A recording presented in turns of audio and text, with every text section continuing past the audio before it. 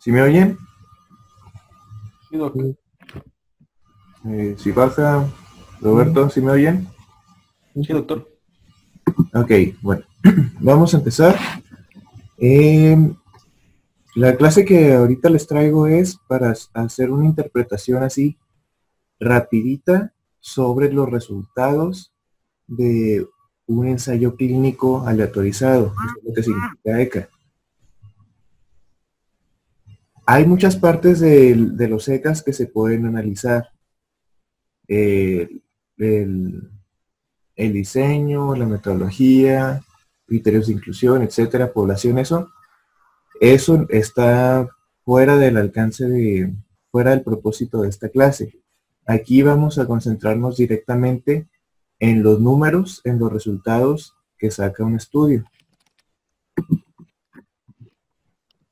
No,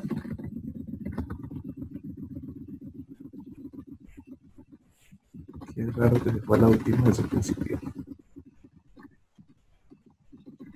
Ok, entonces, ¿para qué lo vamos a ver? Normalmente ya nos habríamos topado con situaciones así como eh, llega, llega un R3 y sirve, no sirve, sirve, no sirve. ¿Cuál es mejor? Esto o esto o esto, esto.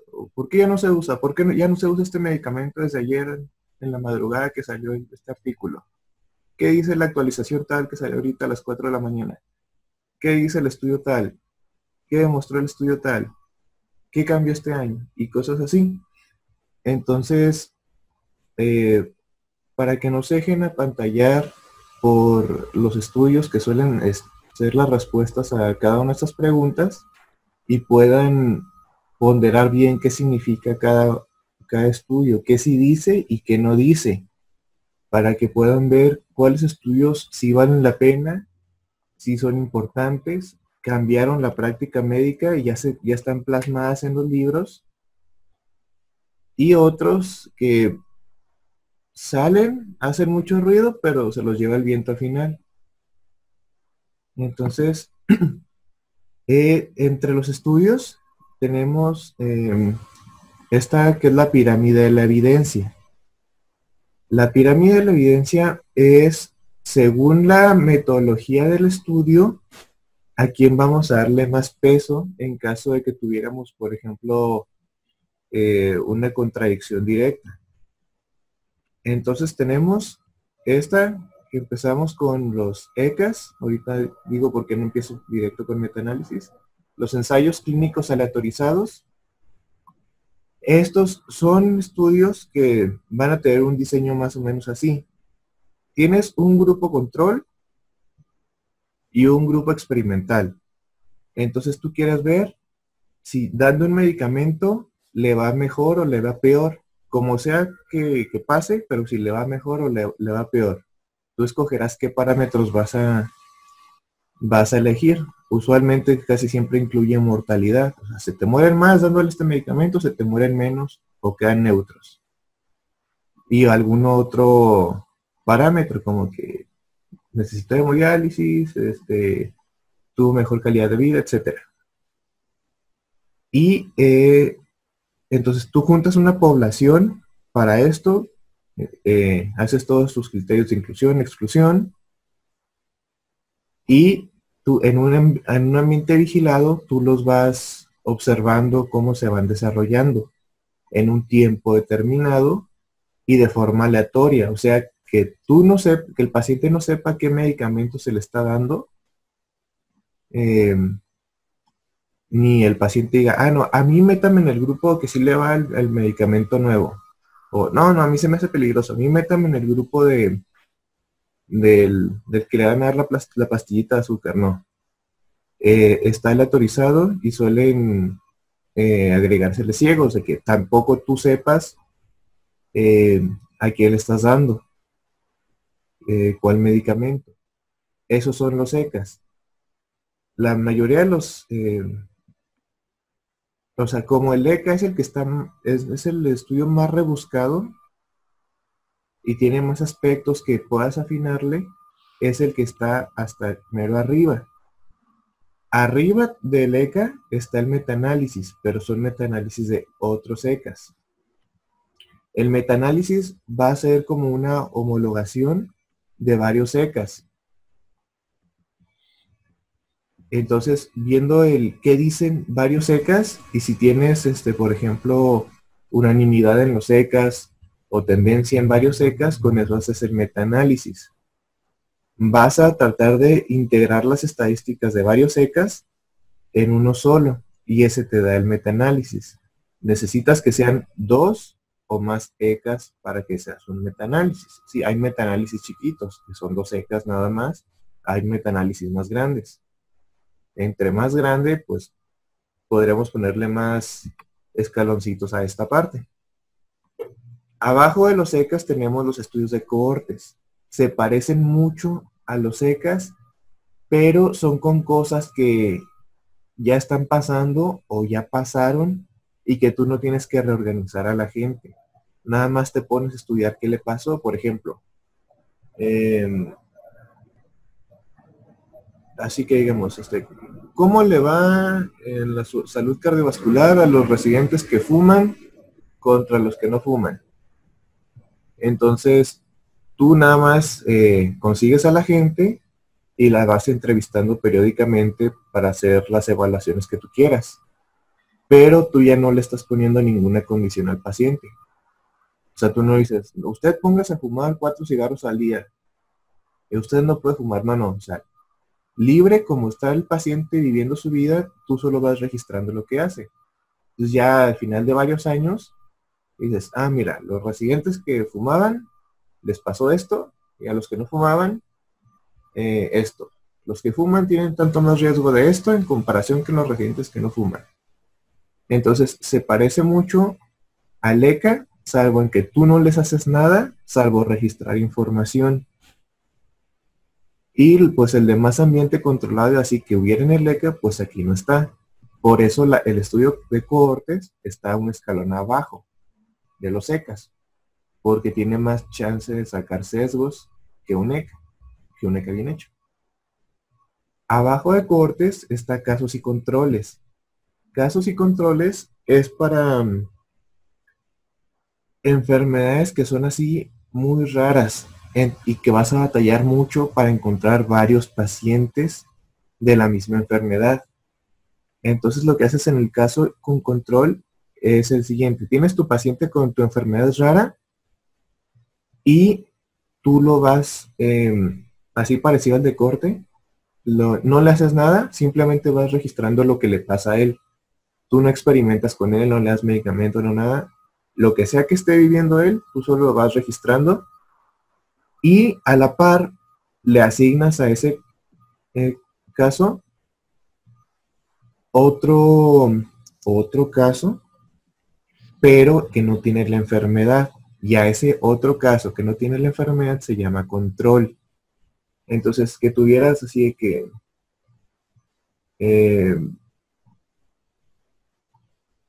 por ejemplo, un cáncer así infantil o algo así muy menos común que otras enfermedades.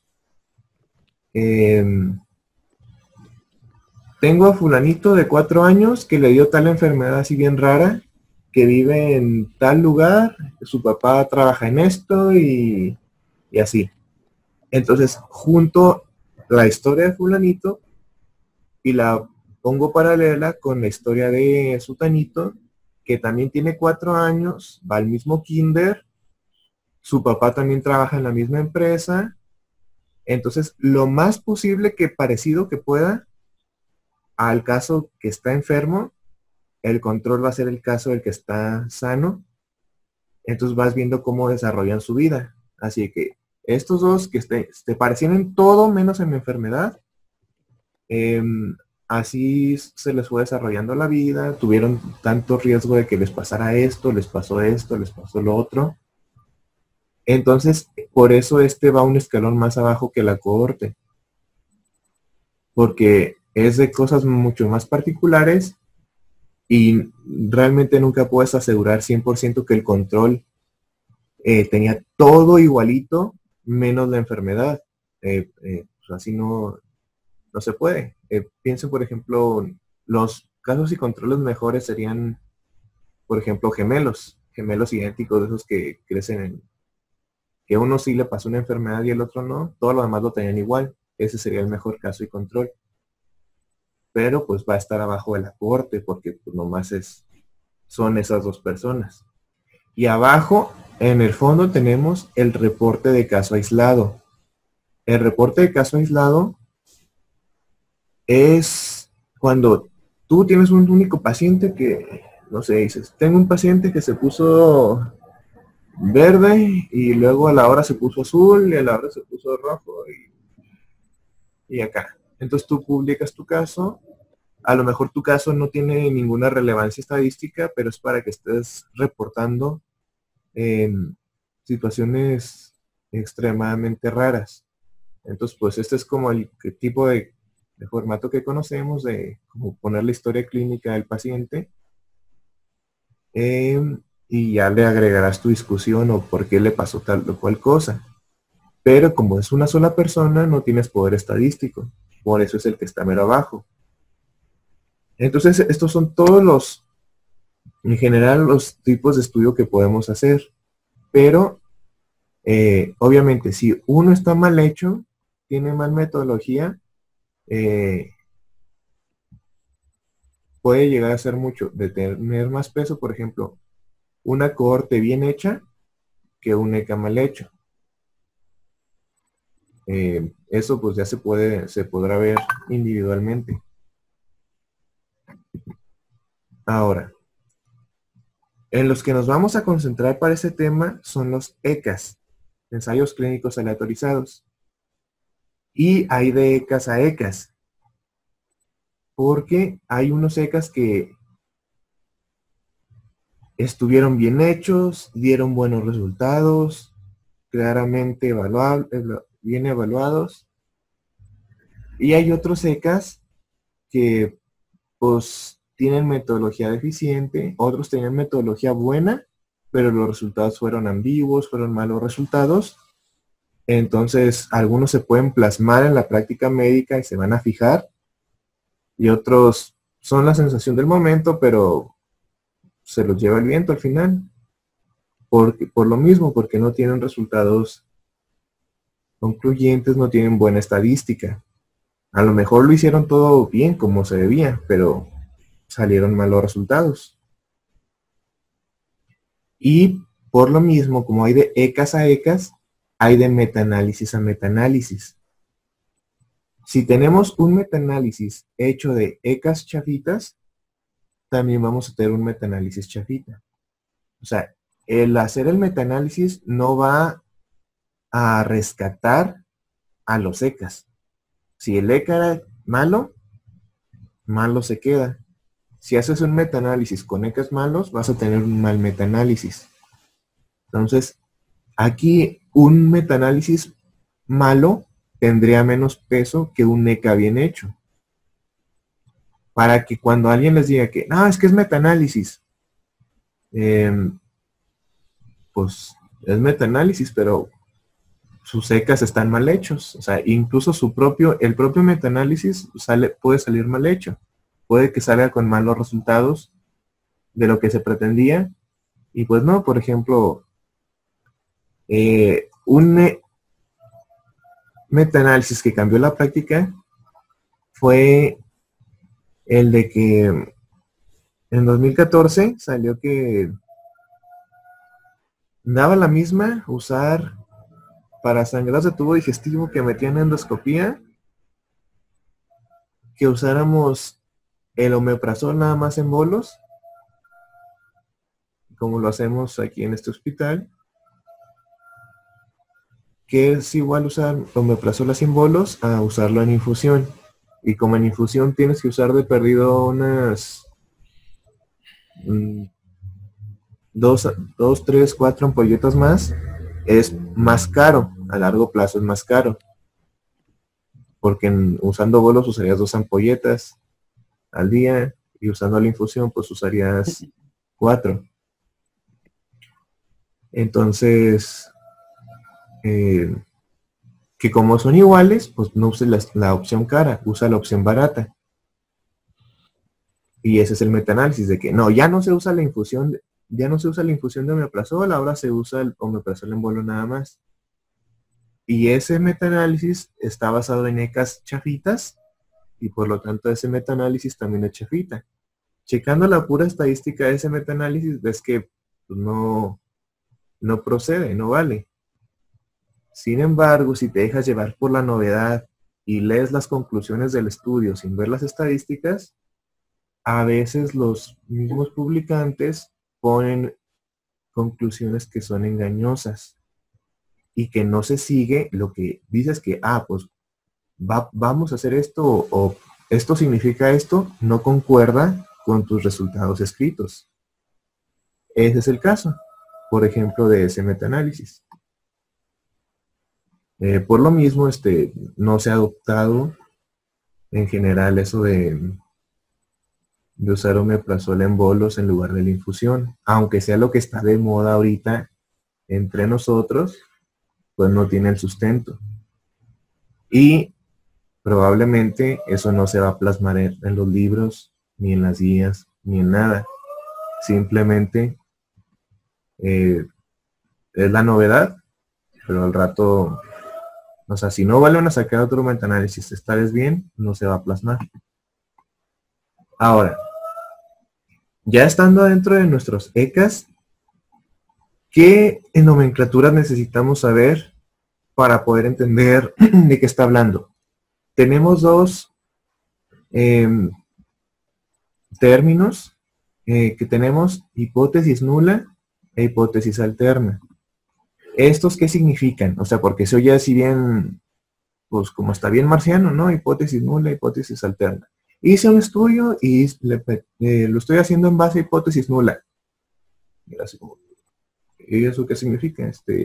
¿Tengo que saber de antemano cuál es tu hipótesis nula? Sí podemos saberlo. Hipótesis nula se refiere a que hay nula diferencia. O sea, entre paréntesis, igualdad.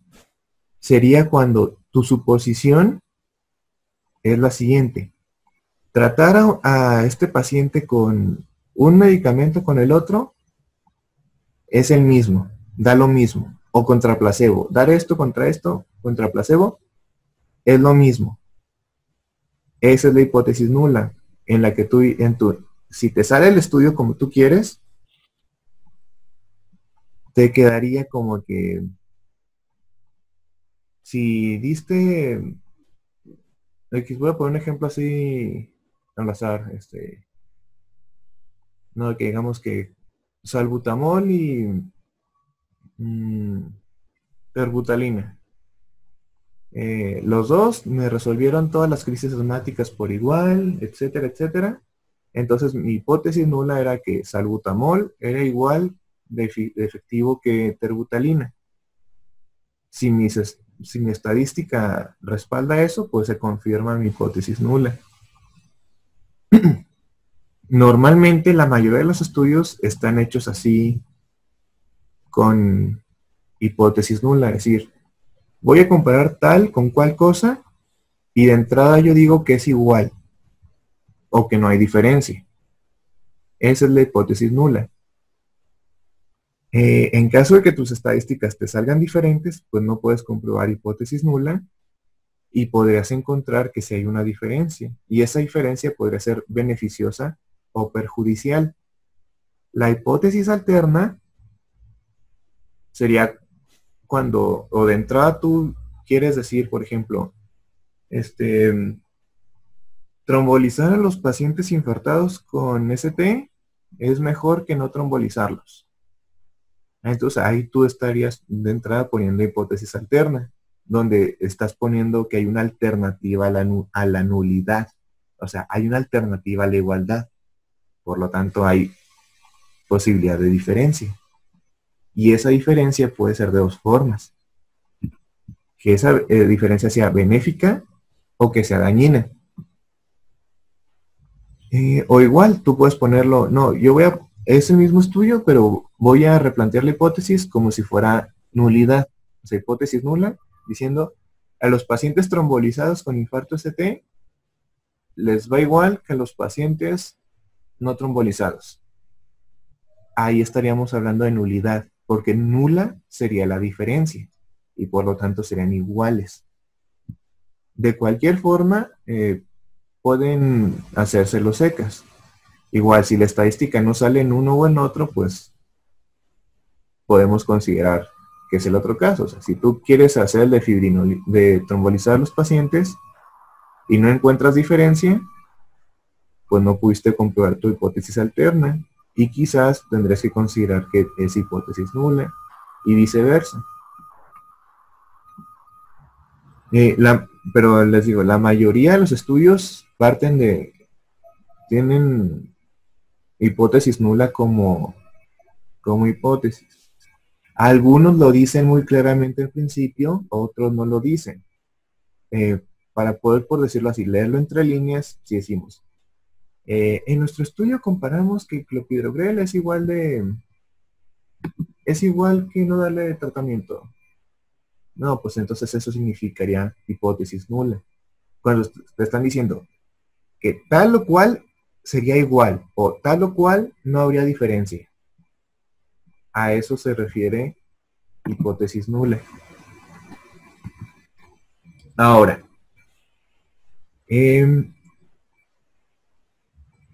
para poder interpretar el resultado de un ECA, hay que ir a buscar un número en particular, que aquí nos va a decir todo el resultado de qué salió. Quizás reconozcan, o sea, de algunos estudios que ya han visto, que en algunas partes vienen números así. Aquí está así todo concentrado realmente en cuál fue el resultado del estudio. Estos numeritos pueden encontrarlo la mayoría de las veces directamente ahí en el resumen del artículo, en el abstract, en la parte que dice resultados. Estos números pues vienen inmersos en el texto. Ahí lo pueden ver rápido. O sea, antes de leer incluso la metodología, antes de leer la conclusión, vean esto para ver si sus estadísticas de perdido sí funcionan.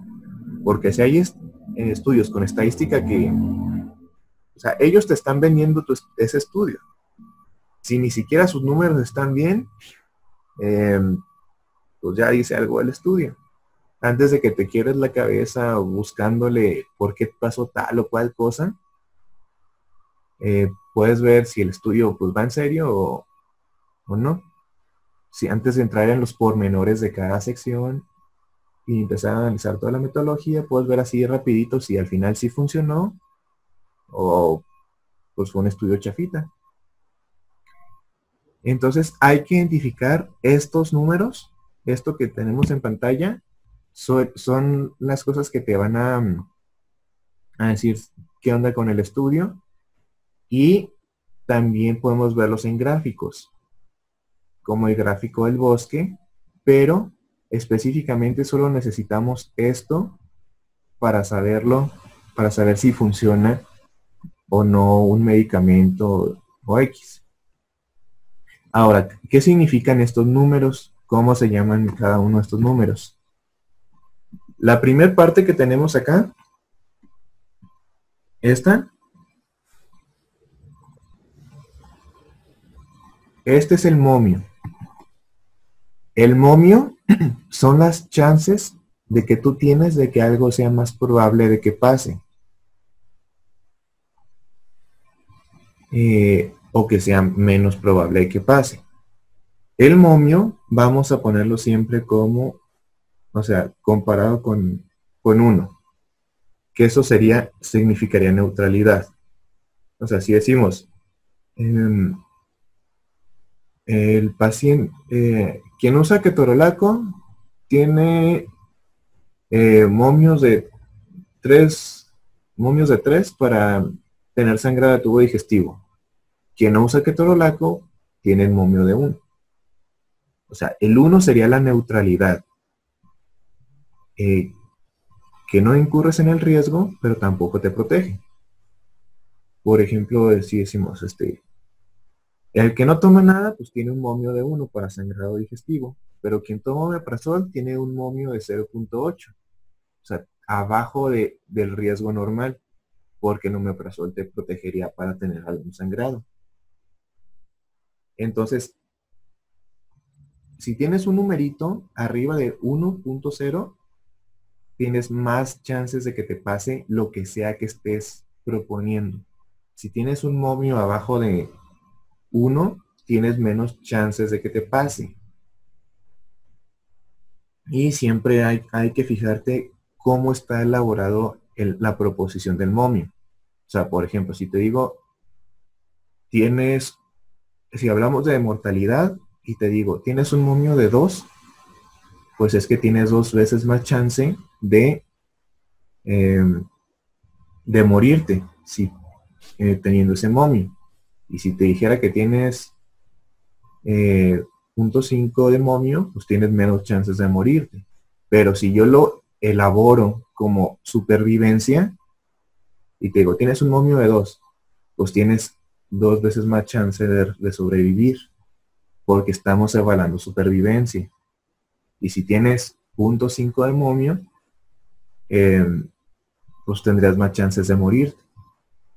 Siempre hay que fijarte el momio cómo lo está poniendo, si te lo están poniendo, por decirlo así, negativo o positivo. Si te lo están poniendo como mortalidad, supervivencia, curación, complicación, etc. Los momios tenemos más o menos, o por lo general, 3 formas de expresarlo, que son el odds ratio. Esta palabra está en latín, significa razón. Odds ratio, riesgo relativo y hazard ratio. Son las 3 formas más usuales en las que vamos a encontrar nuestros momios descritos. El más básico es el odds ratio. La razón de momios está calculada por número de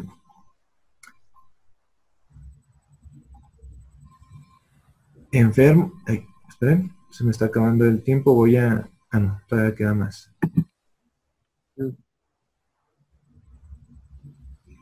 Bueno, el odds ratio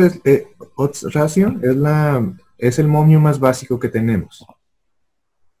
Luego, el riesgo relativo es mejor que el odds ratio porque incluye en su calculación, en su cálculo, al odds ratio. O sea, para poder sacar riesgo relativo tuviste que haber calculado porque en la fórmula de va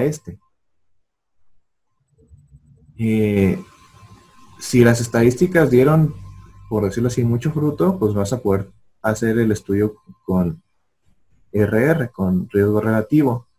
Si tus estadísticas no eran tan grandes o no salieron tan chidas, pues puedes hacerlo de perdido con odds ratio. Y otro momio que tenemos es el hazard ratio, que funciona igual. Así, entre más momio tengas, pues más chances tienes. Entre menos chances tienes.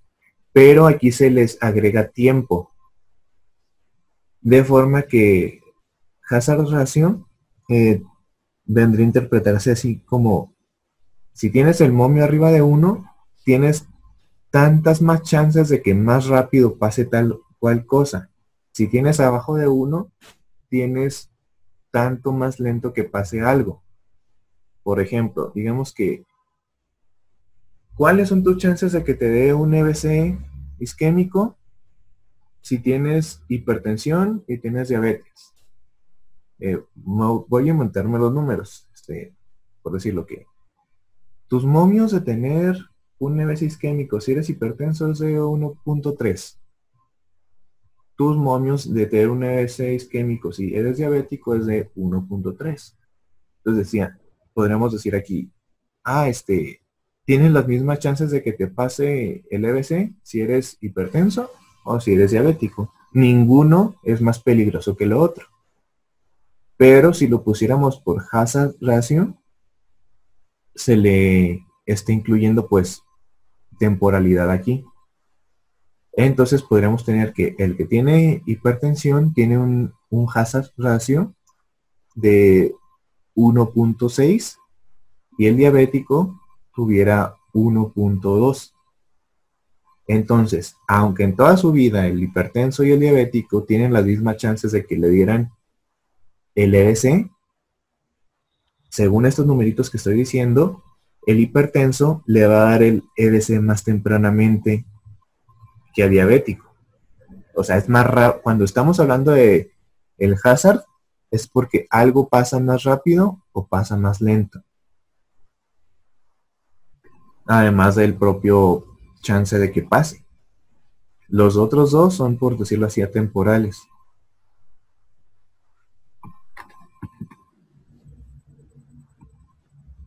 Siempre, o sea, si tenemos riesgo relativo es que la estadística está bien refinadita. Si solo tenemos odds ratio, pues es lo más básico que se puede sacar. Ahora, la siguiente parte, o sea, interpretando esto que puse aquí, por ejemplo, que fuera mortalidad, dar mi tratamiento aumentaría 1.48 más chances de que pase. Eso es lo que significa esto que está aquí. Mi momio está diciendo que tengo 48% extra de que se me muera el paciente haciendo lo que sea que estoy haciendo. ¿Qué significa lo siguiente, la siguiente parte?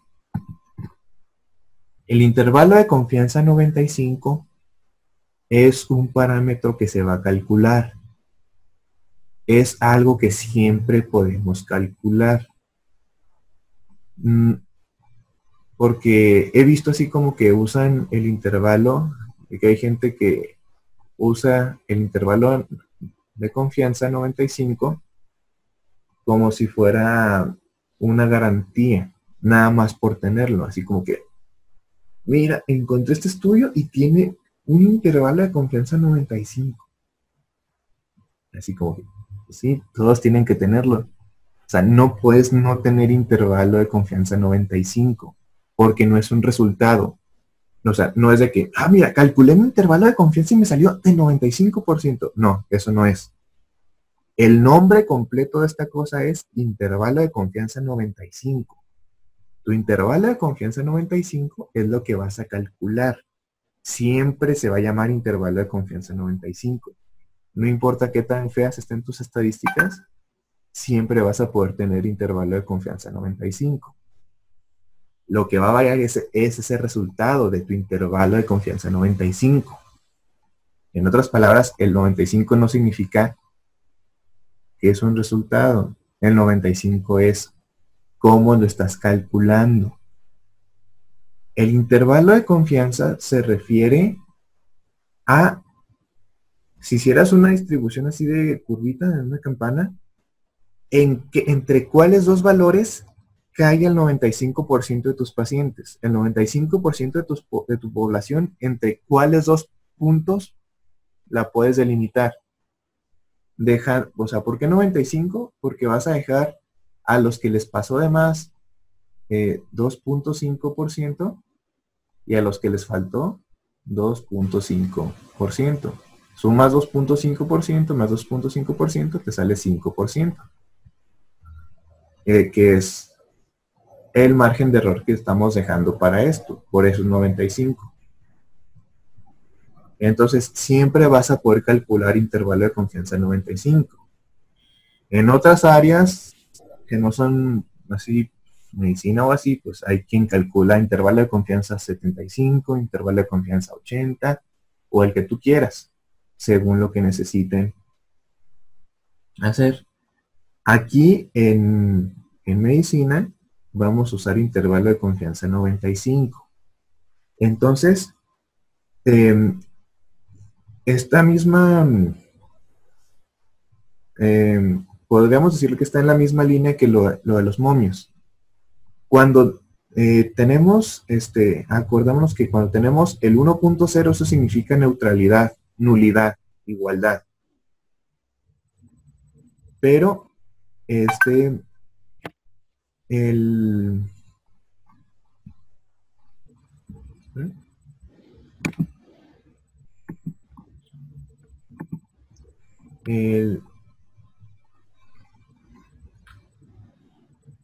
Con el intervalo de confianza vamos a poder, si nuestro efecto es uniforme o es ambiguo.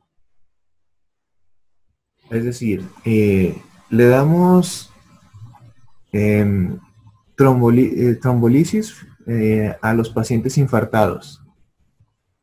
Entonces, la trombolisis siempre ayuda al infartado, o hay veces que les ayuda, o hay veces que lo perjudica, o hay veces que o siempre lo perjudica. Son nuestras tres opciones.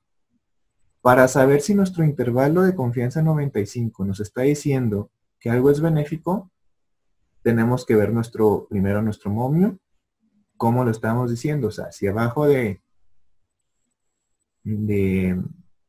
la unidad, o sea, abajo de un punto, significaba beneficio o daño. Por ejemplo, que estuviéramos hablando mortalidad.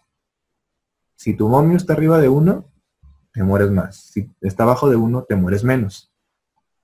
Entonces, el intervalo de confianza aquí nos estaría dando, en este ejemplo aquí, nos estaría dando un beneficio neto. Es decir, el 95% de tu población está encerrada entre estos dos números. Ah, ya se va a acabar el tiempo. Voy a abrir otra vez. La misma, ¿no?